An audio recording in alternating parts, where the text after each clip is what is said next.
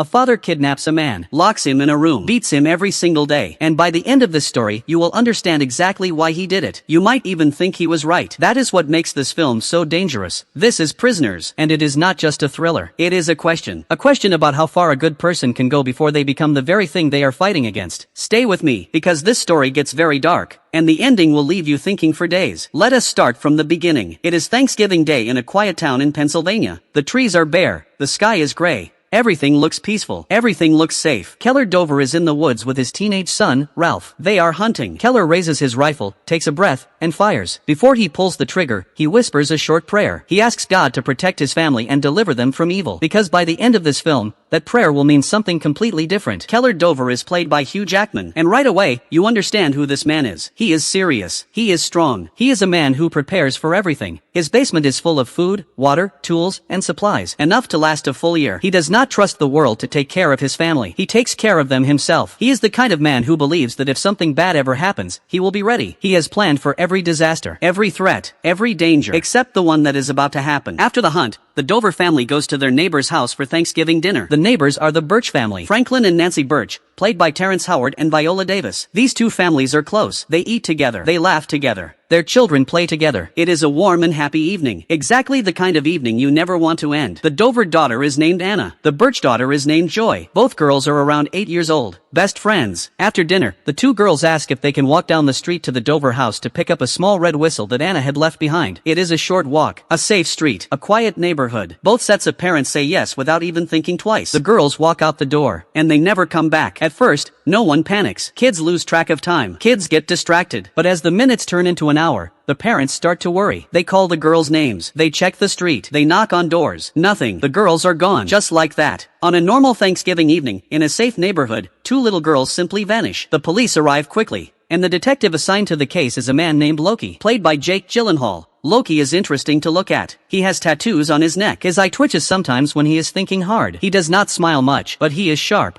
He is focused. And he has never once failed to solve a case, not a single unsolved file in his. He is the best at what he does, and he is about to face the hardest case of his life. The police search the whole neighborhood. They talk to witnesses. They look for anything unusual, and they find one thing, one small lead. Earlier that day, Keller's son noticed an old, dirty RV parked on the street. Nobody knows who it belongs to. Nobody saw who was driving it, but it was there, and now it is gone. Loki gets to work fast. He tracks the RV down in less than a day. He finds it parked at a gas station near the edge of town. He approaches carefully, and inside, he finds the driver, a young man named Alex Jones, played by Paul Dano. Alex is strange right away. He does not speak much. His eyes are empty. When Loki asks him questions, Alex barely answers. He does not seem scared. He does not seem nervous. He just seems absent. Tests later show that Alex has the mental ability of a 10-year-old child. He cannot fully understand complex questions. He cannot explain himself clearly. His aunt, a woman named Holly Jones, arrives to take him home. Holly is played by Melissa Leo. She is quiet. She is polite. She looks tired and sad, like a woman who has been through hard times. She thanks the police calmly and takes Alex away. Here is the problem. There is no evidence. The RV is clean.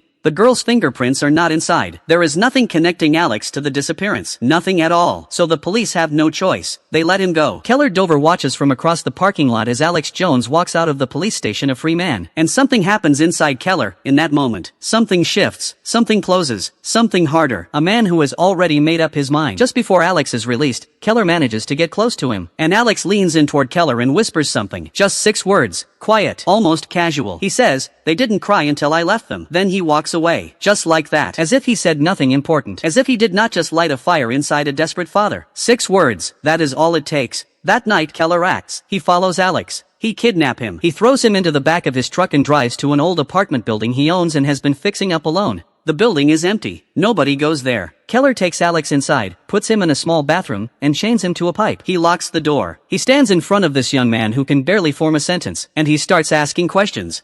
Where are the girls?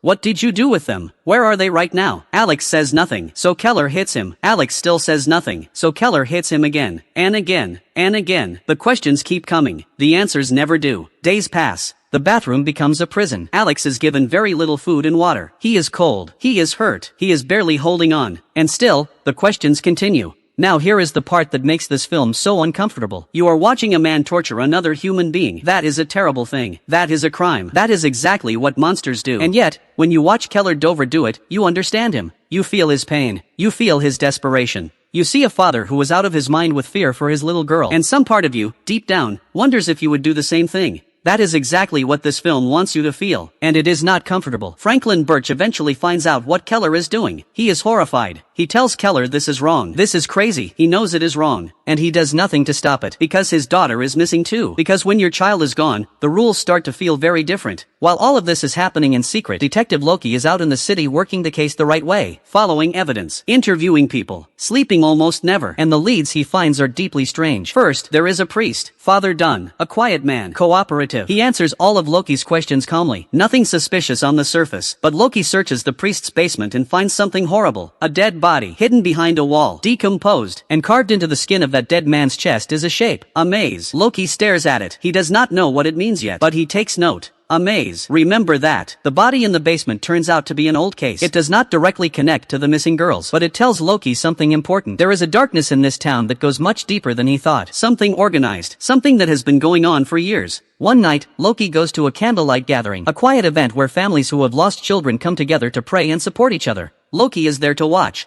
to look, to see if anyone stands out, and then his eyes land on a man across the crowd. Something is wrong. Loki cannot explain it exactly. It is just a feeling. The way the man is standing, the way he is looking around, the way their eyes meet for just a second too long. Loki starts moving toward him slowly, casual, trying not to alarm him. The man runs. Loki chases him through the dark but loses him. The man disappears. Just like that. Gone into the night. But Loki does not forget his face. He starts looking for him everywhere. Around the same time, Loki picks up a trail that leads him to the old building where Keller Dover has been keeping Alex. He gets inside, and he finds Dover on the floor, acting drunk. Dover tells him he came here alone to drink because he did not want his wife to see him like this. Loki looks around the building slowly. Something does not feel right. He is close to discovering the truth. He is right on the edge of it. Then his phone rings. His colleagues have spotted a car. A car connected to the man Loki has been chasing since the candlelight gathering. The registration points to someone named Bob Taylor. Loki makes a decision fast. He tells Dover to go home and sober up. Then he leaves the building and races toward the car. He finds it parked outside a house. He approaches, knocks. Bob Taylor opens the door, and the moment he sees Loki, he tries to slam it shut. Loki is faster. He forces his way inside, grabs Bob Taylor, hits him hard, and puts him in handcuffs on the ground. Then Loki searches the house. He finds boxes, locked. One after another he breaks them open. Every box is full of snakes. He keeps going, and in the very last box, he finds something different. Notebooks filled with drawings. Page after page after page of the same image drawn over and over again. Mazes. There is that word again.